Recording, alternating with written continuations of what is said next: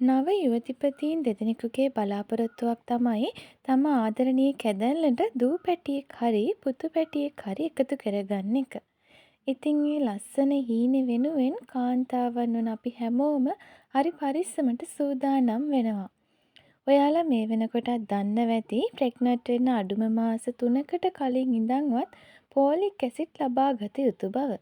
ඉතින් මං අද මේ වීඩියෝ එක කරහා ඔයාලත් එක්ක කතා කරන්නේ පෝලික් ඇසිඩ් ගන්න එක ගැන නන් නෙවෙයි. ඊට වඩා ටිකක් සංකීර්ණ මාතෘකාවක් ගැන. ඒ තමයි තයිරොක්සින්. තයිරොක්සින් අපේ ප්‍රෙග්නන්සි එකට බලපානවද? ඒ බලපෑම කොයි ආකාරයකින් සිදුවෙනවාද යන්න පිළිබඳව තමයි මං අද මේ වීඩියෝ එක හරහා ඔයාලව දැනුවත් කරන්නේ. තයිරොක්සින් කියන්නේ හෝමෝනයක්. තයිරොයිඩ් ග්‍රන්ථිය කියලා කියන්නේ අපේ ඇඟේ තියෙන අන්තරාසල්ග අවයවයක්. මේ තයිරොයිඩ් ග්‍රන්ථිය මගින් නිපදවනු ලබන තයිරොක්සින් හෝමෝනය ප්‍රෙග්නන්සි එකට ලොකු බලපෑමක් ඇති කරන බව මේ වෙනකොට වෛද්‍යවරු විසින් හොයාගෙන තියෙනවා. අපි හැමෝගෙම බලාපොරොත්තුව සියලු අඟපසකින් සම්පූර්ණ නිදුක් නිරෝගී වාසනාවන්ත දරුවෙකු මෙලොවට බිහි කිරීමයි. ඉතින් දරු පැටියාගේ නිරෝගීභාවය සඳහා තයිරොක්සින් හෝමෝනය අපේ ඇඟේ නිසි මට්ටමකින් පැවතීම ඉතාම වැදගත් වෙනවා. තයිරොක්සින් හෝමෝනයේ අඩුවීම සහ වැඩිවීම කියන දෙකම ප්‍රෙග්නන්සි එකට ඉතාම ඍජු බලපෑම් ඇති වෙනවා. ඉතින් අපි දැන් බලමු තයිරොක්සින් හෝමෝනයේ අඩුවීම ප්‍රෙග්නන්සි එකට බලපාන්නේ කොහොමද කියන එක ගැන. තයිරොක්සින් හෝමෝනයේ අඩු අය අනිත් අයට සාපේක්ෂව ප්‍රෙග්නන්ට් වෙන සම්භාවිතාවය අඩු වෙනවා. එහෙමත් නැත්නම් ප්‍රෙග්නන්ට් වෙන්න ලොකු කාලයක් ගත වෙන්න පුළුවන්. තයිරොක්සින් හෝමෝනයේ අඩු කෙනෙක් ප්‍රෙග්නන්ට් වුණාම අනිවාර්යයෙන්ම වෛද්‍ය උපදෙස් ලබා ගත යුතුමයි. කලලයේ වර්ධනයට තයිරොක්සින් හෝමෝනය ඉතාම ඍජු බලපෑමක් ඇති කරනවා. කලලයේ මුල් සති 12 පුරාවටම තයිරොක්සින් අවශ්‍යතාවය සපුරා ගනු ලබන්නේ මවගේ ශරීරයේ තියෙන තයිරොක්සින් වලින්. ඉතින් අම්මගේ තයිරොක්සින් ප්‍රමාණය අඩු වුණොත් කලලයේ වර්ධනයට අවශ්‍ය වන තයිරොක්සින් ප්‍රමාණය මදි වෙනවා. එහෙම වුණොත් කුස තුළ සිටින දරුවාගේ ස්නායු පද්ධතියේ වර්ධනයට බලපෑම් ඇති කරනවා. ඒ වගේම තයිරොක්සින් අඩු මව්වරුන්ට ප්‍රශ්නය වැඩි වෙන්න පුළුවන්.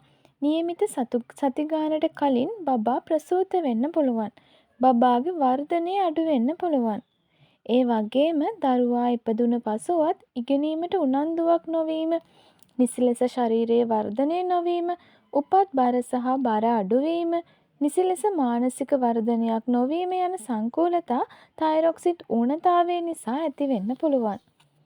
ඉතින් අපි දැන් බලමු තයිරොක්සින් වැඩිවීම ප්‍රෙග්නන්සි එකට බලපාන්නේ කොහොමද කියන කාරණාව පිළිබඳව. තයිරොක්සින් හෝමෝනය වැඩි වුණාමත් ප්‍රෙග්නන්ට් වෙන්න තියෙන සම්භාවිතාවය අඩු වෙනවා. ඒ වගේම ප්‍රෙග්නන්ට් වෙන්න ගොඩක් කල් යනවා. මේ කාලේ අපිට නිතරම අහන්න දකින්න ලැබෙන දෙයක් තමයි ඇබෝෂන් වීම. එහෙමත් නැත්නම් මිස්කැරේජ් සිදුවීම. ඉතින් මේ දේ සිදුවෙන්න තයිරොක්සින් හෝමෝනය වැඩිවීම බලපානවා.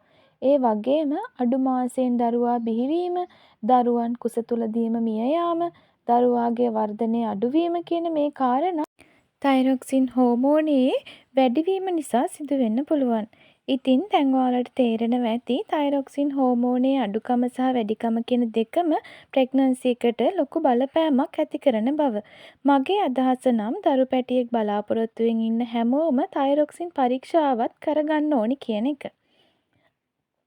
අලුත ඉපදුණු දරුවාගේ දීර්ඝකාලීන කායික හා මානසික වර්ධනයට තයිරොක්සින් හෝමෝනය මූලික වශයෙන්ම බලපානවා. ඉතින් අලුත් බබාලගේ තයිරොක්සින් මට්ටම පිළිබඳව විමසිලිමත් වීම ඉතාම වැදගත් වෙනවා. තයිරොක්සින් පිළිබඳව ඔයාලා තව මොනවා හරි දේවල් දන්නවා නම් කමෙන්ට් එකක් දාලා තියන්න. ඒක මේ වීඩියෝ එක බලන කාට හරි වැදගත් වෙයි. ඉතින් මං හිතනවා අද මගේ වීඩියෝ එක ඔයාලට වැදගත් වෙන්න ඇති කියලා. මං ඔයාගෙන් ආදරෙන් ඉල්ලනවා මගේ channel එක subscribe කරන්න. ඒ වගේම bell icon එකත් click කරන්න. ආයෙත් දවසක ඔයාලට වැදගත් වෙන මේ වගේ වීඩියෝ එකක් අරගෙන එන්නම්.